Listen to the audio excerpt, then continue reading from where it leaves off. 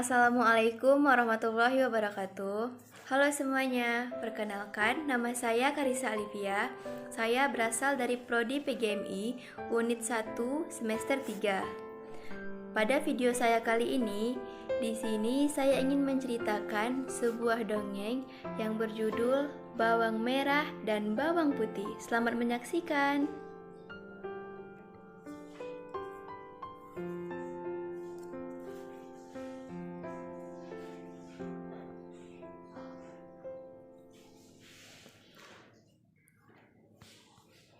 Pada zaman dahulu kala, hiduplah sebuah keluarga yang sangat bahagia, terdiri dari seorang ibu yang cantik dan baik hati, seorang ayah yang bekerja sebagai pedagang, dan seorang putri bernama Bawang Putih.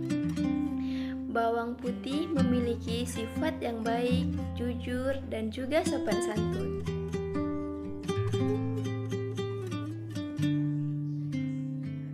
Sayang sekali, kebahagiaan keluarga itu tidak bisa bertahan lama karena ibu Bawang Putih sakit-sakitan dan meninggal dunia.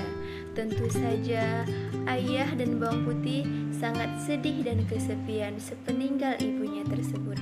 Tak lama kemudian, ayah Bawang Putih menikah lagi dengan seorang janda beranak satu. Karena anaknya itu bersifat jahat dan selalu membuat orang lain menangis, mari kita sebut dengan julukan Bawang Merah.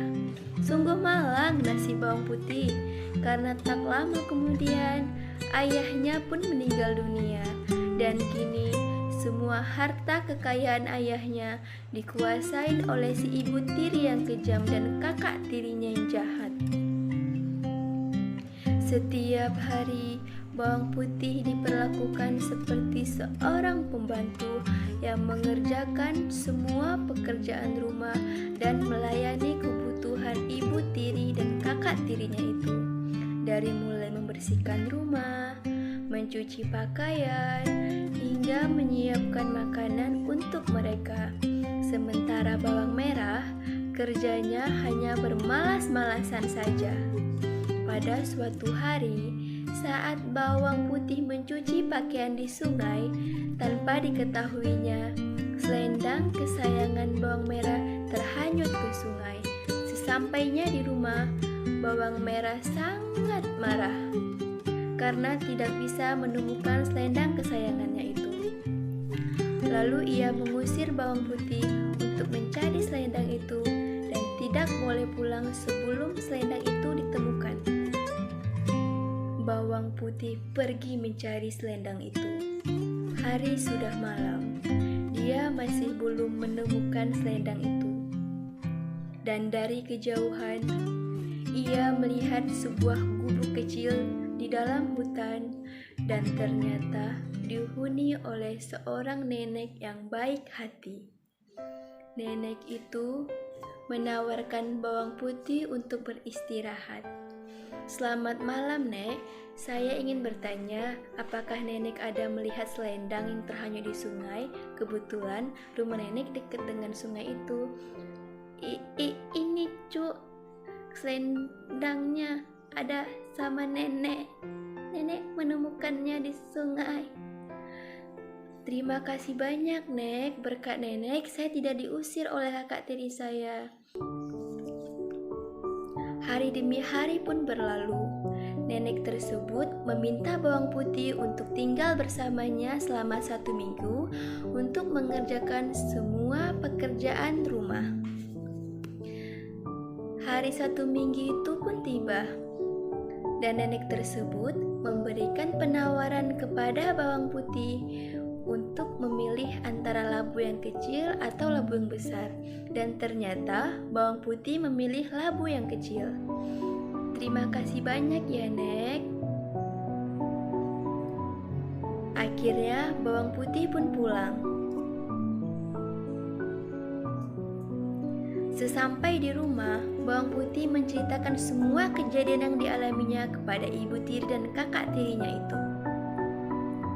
Sambil membelah labu. Wah, Ibu, lihatlah apa yang keluar dari labu itu. Wow. Ibu, cepat ambil dari bawang putih. Itu milik kita, bukan milik dia. Bawang merah, kamu silakan pergi ke hutan ya nak untuk menginap di rumah nenek itu. Lalu kamu milih labu yang besar agar kita bisa mendapatkan berlian yang lebih banyak lagi. Akhirnya, bawang merah pun bergegas jalan ke hutan, lalu menginap di rumah nenek tersebut. Sesampainya di rumah nenek tersebut, bawang merah hanya bermalas-malasan dan tidak becus mengerjakan semua pekerjaan rumah. Hari pulang pun tiba. Nenek tersebut memberikan hadiah kepada bawang merah dan ternyata bawang merah memiliki ide yang cemerlang. Ia ingin memilih labu yang gede agar berlian yang didapatkan itu lebih banyak. Tanpa mengucapkan terima kasih, bawang merah langsung segera pulang ke rumah. Wah, tak sabar nih. Saya ingin melihat berlian yang sangat banyak. Sesampainya di rumah, bawang merah memanggil ibunya. Ibu, ibu, cepat kemari bu. Ada apa nak? Bawang putih, silahkan kamu pergi keluar, berbelanja ke pasar, dan tolong kunci pintu itu dengan rapat semungkin.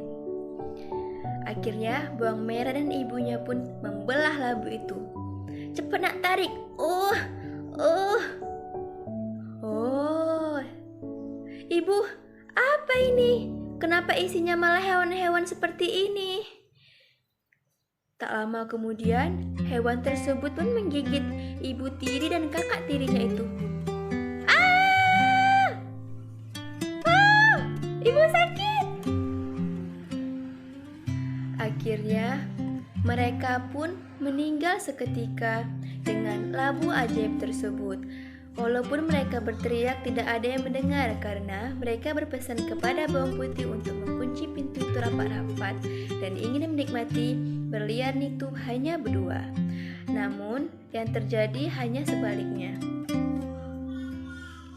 Pesan moral yang bisa disampaikan dalam cerita ini ialah kita tidak boleh mencontoh perilaku dari bawang merah dan juga ibunya karena mereka memiliki sifat yang jahat dan juga serakah.